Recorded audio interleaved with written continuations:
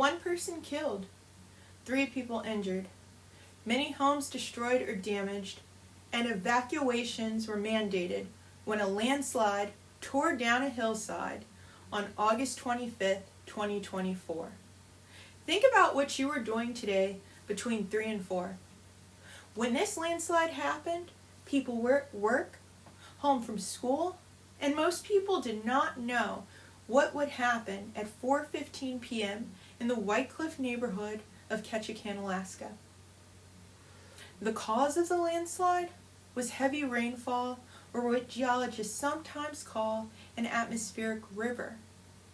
Landslides, mudslides, and flooding, volcanoes, tsunamis, earthquakes, avalanches, and wildfires are all life-threatening natural disasters that happen in Alaska. In 2019, I volunteered with the American Red Cross Disaster Action Corps team, and I also volunteered with the American Red Cross teaching emergency preparedness to 3rd through 5th graders. Many college students have had some training about emergency preparedness at this point. However, some of us are new to Alaska, and we did not prepare for emergencies facing us when deciding to attend college out of state. So many students feel unprepared, and they plan to rely totally on their university for support. The problem is Alaska is huge and the terrain is extreme, so it's super important to prepare for emergencies if you live here. One solution to this problem is to keep a separate emergency supplies kit in your car and a bug-out bag at the front door. Think of the confidence you will have being able to respond in an emergency instead of panicking. Having a survival plan equals self-reliance. Again, Alaska is huge and the terrain is extreme. So the best thing to do is prepare, prepare, prepare. College students make up a large percentage of the population, and many young dependent on parents and the university. In 2019, Lebossiere wrote about this in Emerging Voices in Natural Hazards Research. College students are vulnerable during crisis because they either lack transportation, finances, knowledge, and awareness. In 2011, researchers Lovecamp and McMahon found college students are limited with experience and not prepared. They cannot tell specifically how their university was prepared, but they did believe that their university would take care of them. See, people with a survival plan are better off, and everyone knows this. So why is it so many college-age students do not pack survival gear and an emergency plan with their back-to-school items to go to university? You might say, Geneva, I already have an emergency supplies kit. I do not need one. I know what to do. Well then, I would ask you, did you check it in the past 6 months? Do you check it every 6 months? And have you practiced your emergency plan on a 3-day camping trip to the National Forest or BLM lands?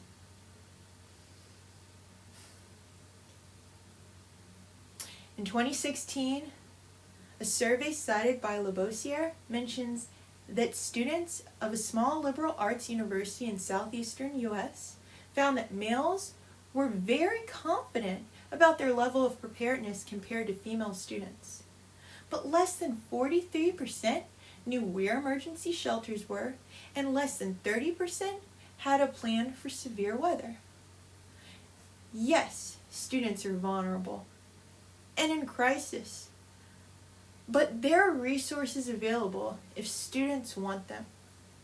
Students can make an emergency plan. It all starts by keeping an emergency supplies kit of food, water, emergency gear, and personal items. What to do before, during, and after a natural disaster was published by the University of Alaska Fairbanks. The article says to remember the 6 P's for your emergency kit. Your people and your pets, your important papers, prescriptions, pictures, and keepsakes, personal computer or hard drive, cell phone, and I will add some items from the Red Cross.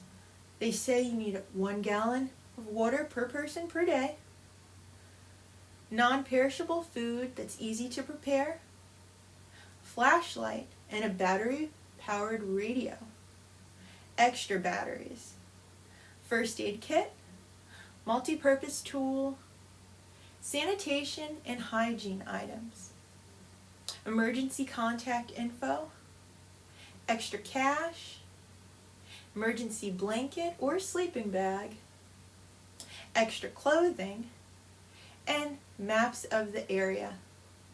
This is just a general list, and it will not meet all of your personal needs. You need to research what works best for you based on your preference, location, and whether you will travel by motor vehicle. So practice your emergency plan. Know your escape routes. Let your friends or family know where you will be so you can meet up. Now I'd like you to consider your next natural disaster. And we do not know when or where we will be when this happens. You might be at a party with friends. You might be in the grocery store shopping. You might be on vacation miles and miles away from home. But imagine just being confident, aware, focused, and ready to go. Because you took the time to prepare yourself and practice an emergency plan. So here's a quick overview. And I understand for some of you, this is a review. You have prepared well with an emergency supplies kit. You have one in the car and you have go bags by the door. But for those of you who have not and you know who you are, I'm urging you right now. Go and get a go bag together. Pack enough essential items for 3 days. This is a good start. Because Alaska is huge and sometimes it takes a while to get places, reach help, or reunite after a disaster with family. Those of you who have an emergency plan, I need you to grab your keys and check your car. Prepare an emergency kit of essential items that will last you 2 weeks. And if you need a checklist, I've provided this information in the video description. My friends, I would like us to stop panicking in the face of danger. Be a helper in your community by educating and preparing yourself. And when you are prepared, help a friend and share your knowledge of emergency survival. Because together we can make a difference as a community by preparing ourselves for the next disaster. And to the inspiring students at the University of Alaska Fairbanks who are choosing careers related to disaster response, preparedness, education, and recovery casework, I thank you.